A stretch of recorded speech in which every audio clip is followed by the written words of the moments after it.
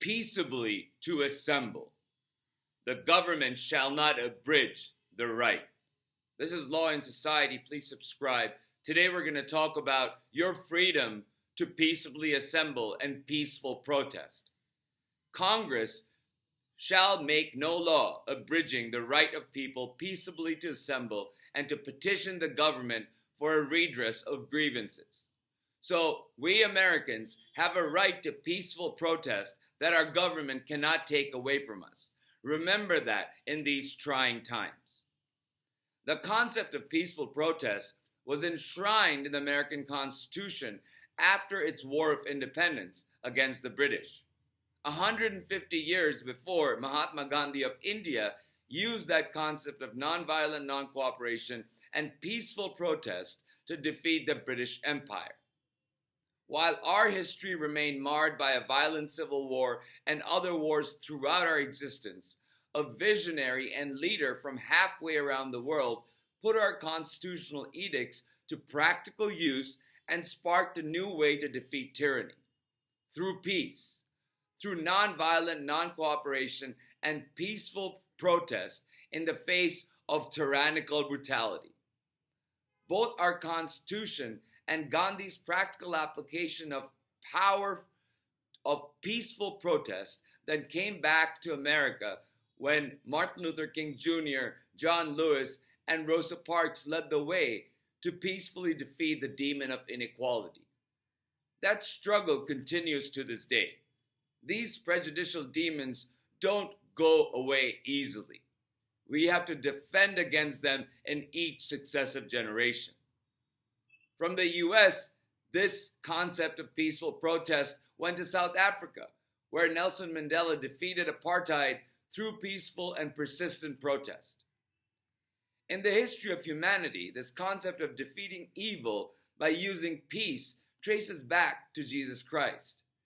His path of peace, fortitude, forgiveness, and sacrifice inspired millennia of human civilization to realize that violence and tyranny can only be overcome by peaceful and persistent protest. That philosophy laid the foundation for our founding fathers to take power of peaceful protest and vest it explicitly as a secular constitutional right that people have. At no point in American history has this right been more important than now. Humanity must move towards peace and away from war. That becomes ever more clear as the world sees the horrific realities of war plaguing innocent people. So when our government, that's constitutionally prohibited from stopping us from peacefully protesting, does exactly that, wielding our constitutional rights become ever more important. When Trump tells you to stop demonstrating or protesting, do not comply. It is your constitutional right to peacefully protest, and he cannot take that away from you.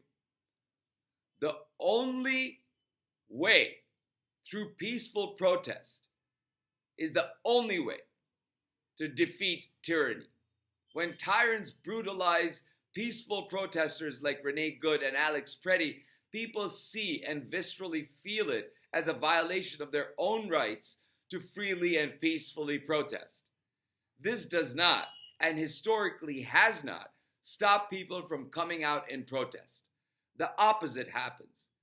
This has historically empowered people to come forward and join peaceful protests and push back against tyranny. When tyranny's core objectives to dominate and subjugate become visual, it becomes real for people watching. It may provoke anger, but the feeling that persists beyond anger is the urge to reclaim that right. It is time for we the people to reclaim our constitutional rights. With Trump's regime ruling the country, thousands have been deprived of their constitutional due process rights. The only way to seek justice in the face of such oppression is through loud and peaceful protest. Trump's regime now plans on going after people who are organizing peaceful protests and other peaceful ways to inform the public about imminent danger of DHS brutality and disturbance. The only way to face that oppression is to speak out against it. When tyrants tell you to stop talking, they do so because they correctly fear the power of truth and the power of your voice, your individual voice. They fear that individual voices will join together and create a chorus of commonality that cannot be unheard or ignored. And their fear is very real because they know that if that chorus becomes loud enough and protests become big enough, they will lose their grip on power by the sheer force of public outcry. Trump fears this above all, to lose legitimacy. And in an attempt to preserve that legitimacy, his regime keeps doubling down on its lies and false narratives. But every time his regime brutalizes, kills, detains, and disappears, it inflames the American public even more, and his false narratives lose power. People see the truth, and it overwhelms any false narrative that may have kept many people disillusioned without any clear answers. So when you see the truth and hear the truth, believe your eyes and ears. When you see the videos of Renee Good and Alex Preddy's murders, multiple videos from multiple perspectives telling the same story, believe them.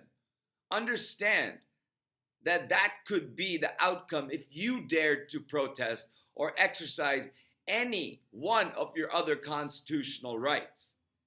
Is that the country you want to live in, where your safety depends on the whim of a police state that can disappear you at any time they want, where your government keeps your personal records on a database they can use at any time to find, arrest, and disappear you, where your government targets people based on those databases they compile while marauding through American streets and neighborhoods? Remember this: if your neighbors are not safe from an overarching regime, neither are you. Finally, and I cannot stress this enough, only your peaceful protests are constitutionally protected. If you spit at a federal agent, that is assault.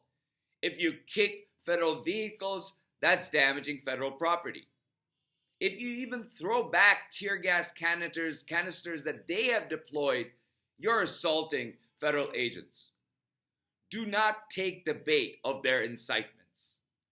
Stick to your objective of peacefully protesting, no matter how they try to incite you and provoke you to react on impulse. Donald wants you to act out and be violent. That's why he keeps lying about the peaceful protests being violent. That's why he keeps spreading lies about Alex Preddy. He wants to change the narrative. Do not let him. He wants you to be violent so he can invoke the Insurrection Act. Don't give him that chance. Remain peaceful and protest relentlessly. Thank you for listening, and I will talk to you soon.